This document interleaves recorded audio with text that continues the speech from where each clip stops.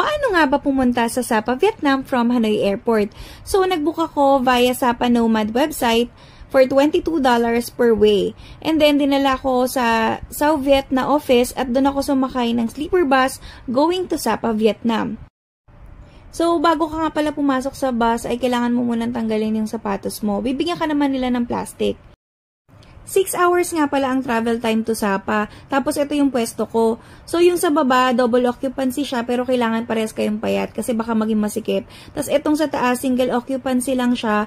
Tapos, meron na siyang free water, meron siyang charging ports, and pwede nyo rin ditong iangat yung blinds for a better view.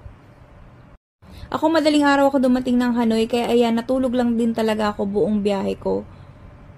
Pagdating ko ng Sapa, lumipat naman ako doon sa van nila kasi yun naman na magdadala sa akin sa hotel ko. So, dito ako nagstay sa Legacy Hotel. Tapat lang siya no mismong Sapa Lake.